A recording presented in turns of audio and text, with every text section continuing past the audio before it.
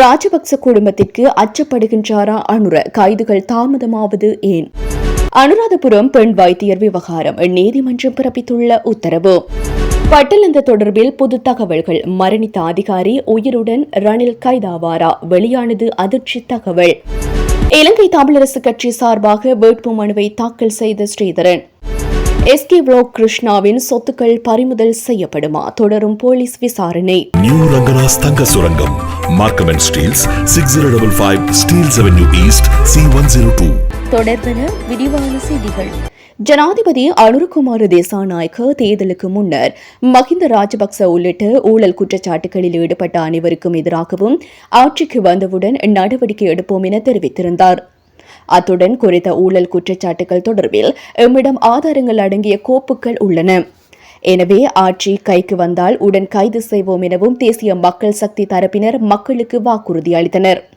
இருப்பினும் தற்போது ஆட்சிக்கு வந்து இத்தனை மாதங்கள் ஆன பின்னும் அவர்கள் குறித்த எந்த நடவடிக்கையும் எடுக்கப்படவில்லை என்ற கேள்வி மக்கள் மத்தியில் எழுந்துள்ளது. அது மாத்திரமின்றி அந்த ஊழல் மற்றும் மோசடிகளில் ஈடுபட்டவர்கள் தொடர்பில் நீதித்துறையே நடவடிக்கை எடுக்க வேண்டும் என தற்போது அரசாங்கம் குறிப்பிட்டுள்ளது. அவ்வாறாயின் தாங்கள் ஆட்சிக்கு வந்தவுடன் அதிரடியாக ஒவ்வொருத்தரையும் கைது செய்வோம் என ஏன் தெரிவிக்க வேண்டும்? நாங்கள் நீதித்துறையிடம் அவர்களை முன்னிறுத்துவோம் என வாக்களித்திருக்கலாமே என்றவாறும் விமர்சிக்கப்படுகின்றது. அனுராதபுரம் மருத்துவமனையில் பெண் வைத்தியரை பாலியல் வன்கொடுமை செய்த வழக்கு தொடர்பாக கைது செய்யப்பட்ட சந்தேக நபரை எதிர்வரும் 24ஆம் தேதி வரை விளக்கமறியலில் வைக்க உத்தரவிடப்பட்டுள்ளது. இன்று அனுராதபுரம் நீதவான் நீதிமன்றத்தில் அவர் முன்னிலைப்படுத்தப்பட்டதை அடுத்து இந்த உத்தரவு பிறப்பிக்கப்பட்டுள்ளது.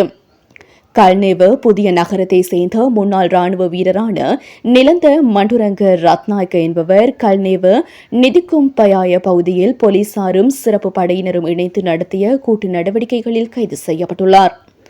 இந்த சம்பவம் தொடர்பிலான விசாரணைகள் அறிக்கை இன்று அனுராதபுரத்தில் நீதவான் நீதிமன்றத்தில் சமர்ப்பிக்கப்படுகின்றமை குறிப்பிடத்தக்கது.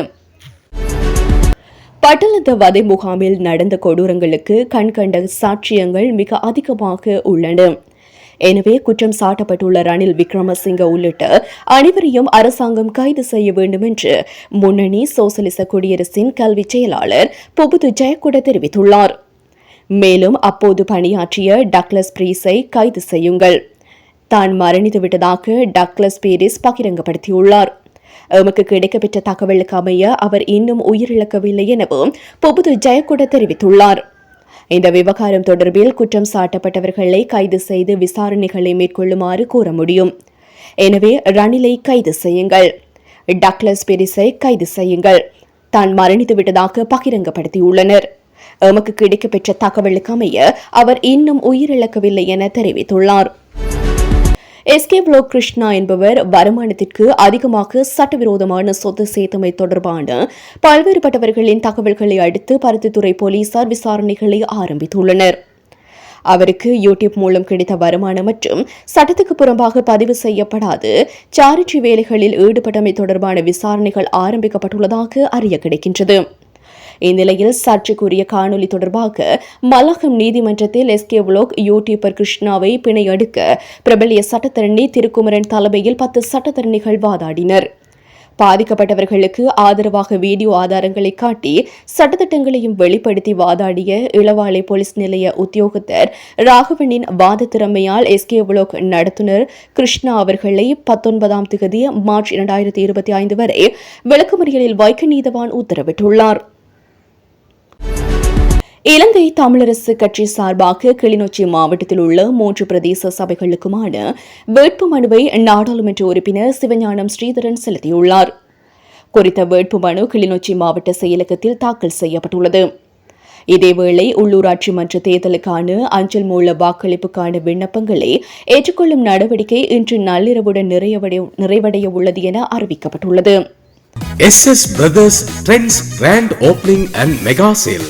கனடா மண்ணில் தமிழர்களின் மத்தியில் ஆண்களின் நவநாகரிக ஆடைகளின் தெரிவாக 8/2/2025 அன்று இம்மாதம் சனிக்கிழமை மார்னிங் சைட் அவென்யூ யூனிட் 9 கோலாகலமாக திறந்து வைக்கப்பட இருக்கின்றது SS Brothers Trends.